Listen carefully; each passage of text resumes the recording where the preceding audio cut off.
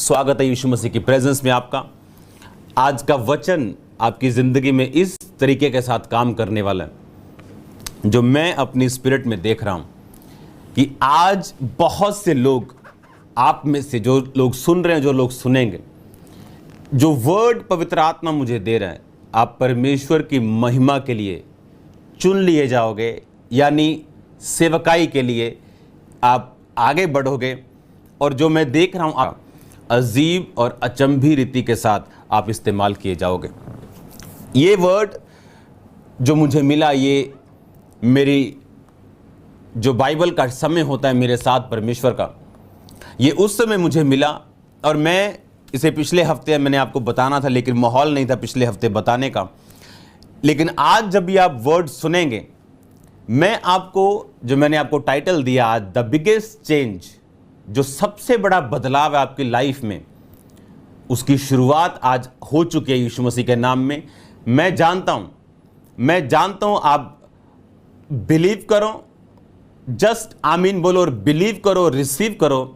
Biggest change आपकी life का जो आप मांग रहे थे परमेश्वर से, जिसके लिए आप डिजायर कर रहे थे, इच्छा रख रहे थे परमेश्वर से, मैं आपको परमेश्वर का दास होने के नाते बोल रहा हूं, वो चेंज जो महिमामय होगा, वो चेंज जो दुनिया देखेगी, वो चेंज, वो बदलाव जो सामर्थी होगा, वो बदलाव जो हेवनली होगा, वो आपकी लाइफ में आज से शुरू हो चुका है यीशु मसीह के नाम में। मैं आपको प्रोफेसी दे रहा हूं, मैं आपको प्रोफेटिक वर्ड दे रहा हूं। और ये प्रोफेटिक वर्ड गेम्स वाला नहीं है, फेसबुक वाला नहीं है, ये रियल हेवन से प्रोफेटिक वर्ड है।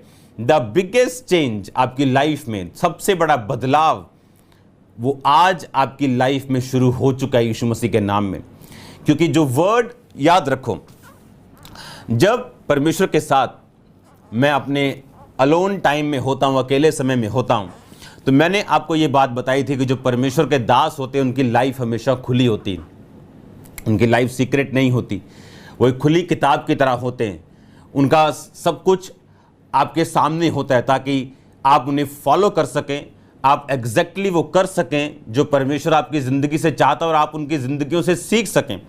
बाइबल कहती है उन भविष्यवक्ताओं की ज़िंदगियों से सीख कर जो परमेश्वर ने तुम्हें दिए हैं, परमेश्वर में आगे बढ़ते जाओ। उनसे सीखना कैसे? जो फेक है उनसे ये सीखना है कि फेक नहीं करना, नहीं तो तुम्हारी उम्र छोटी होगी। जो ओरिजिनल है आपको ये सीखना है कि अगर मुझे आगे बढ़ना और लंबा जीना है तो मुझे ओरिजिनल बन के जीना है।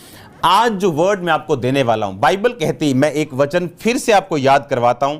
यह वचन उत्पत्ति 24 उसकी 63 आयत में लिखा, सांझ के समय वह मैदान पर ध्यान करने के लिए निकला था और उसने आंखें उठाकर क्या देखा कि ऊंट चले आ रहे हैं।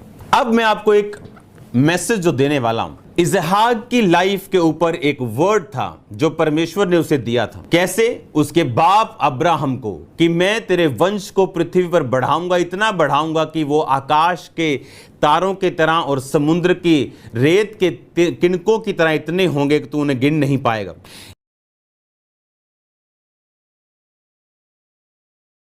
वो अपने आप वर्कआउट नहीं करता, वो अपने आप काम नहीं करता, इसलिए परमेश्वर ने कहा go and preach the gospel. इसलिए परमेश्वर ने कहा जाओ और सुसमाचार सुनाओ। उसने ये नहीं कहा कि मेरा आत्मा अपने आप काम करता, उसने कहा तुम जाओ, अगर तुम जाओगे तो मेरा आत्मा तुम्हारे साथ जाएगा।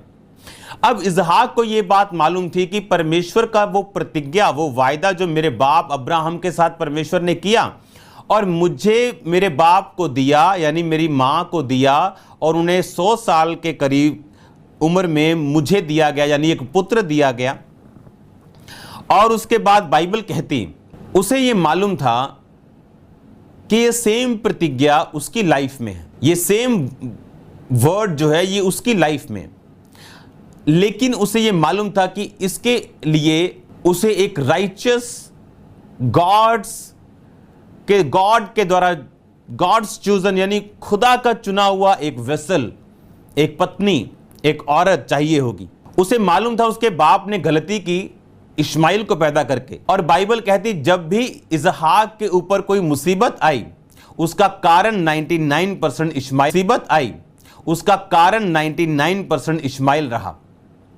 जिस तरह आज भी शरीर का जन्मा हुआ आत्मा के जन्मे को सताता है, चाहे वो एक ही घर में क्यों ना हो, सगे भाई बहन क्यों ना हो, पर अगर एक आत्मा से जन्म चुका है तो शरीर का जन्मा हुआ उसको हमेशा सताता है।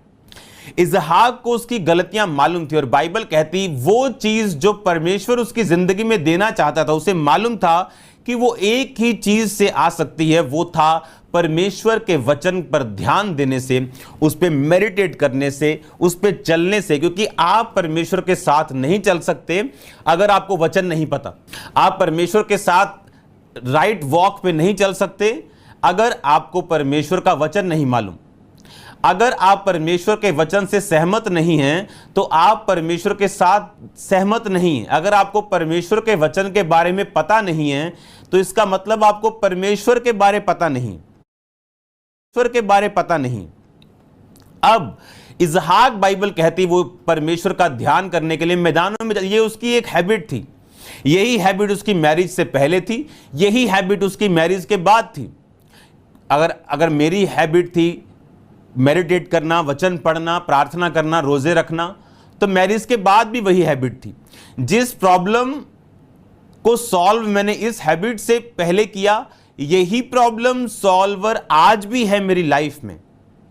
अब इसहाक को यह मालूम था और बाइबल कहती, वो फिर से पढ़ेंगे, सांझ के समय मैदान में ध्यान करने के लिए निकला था। यह उसकी एक हैबिट थी, ये वो मैरिज के बाद भी करता था। सांझ के समय मैदान में ध्यान, किस चीज पर ध्यान करने के लिए? वर्ड के ऊपर। ओके, वर्ड के ऊपर ध्यान देने के लिए, वचन क्या कहता है, परमेश्वर क्या कहता है। क्योंकि इस संसार में बहुत सी वॉइसेस हैं, बहुत सी आवाजें हैं, बहुत सी शरीर की आवाजें, बहुत सी शैतान की आवाजें, बहुत सी डर की आवाजें, इनसिक्योरिटी की आवाजें। इन सब आवाजों को न्यूट्रलाइज करने के लिए, इनको खत्म करने के लिए, इन पर ओवरकम करने के लिए आपको किसी डॉक्टर की काउंसलिंग काम नहीं आएगी, पैसा काम नहीं आएगा, फेम काम नहीं आएगा, इंस्टाग्राम काम नहीं आएगा, फेसबुक काम नहीं आएगी, यूट्यूब काम नहीं आएगा, ना टिकटॉक काम आएगा। इनको साइलेंस करने के लिए जो आपको टॉर्चर कर रही हैं आवाजें, आपको वर्ड चाहिए होता है। अब इसहाक को यह बात मालूम थी कि उसके बाप ने जो गलती की है वो नहीं करेगा। और बाइबल कहती वो शाम को मैदान पर ध्यान करने के लिए, यानी वर्ड क्या कहता है, वचन उसको क्या कहता है, इस पर ध्यान करने के लिए वो जाता था। और बाइबल कहती परमेश्वर ने उसकी प्रॉब्लम को सॉल्व किया। उसको वाइफ थी।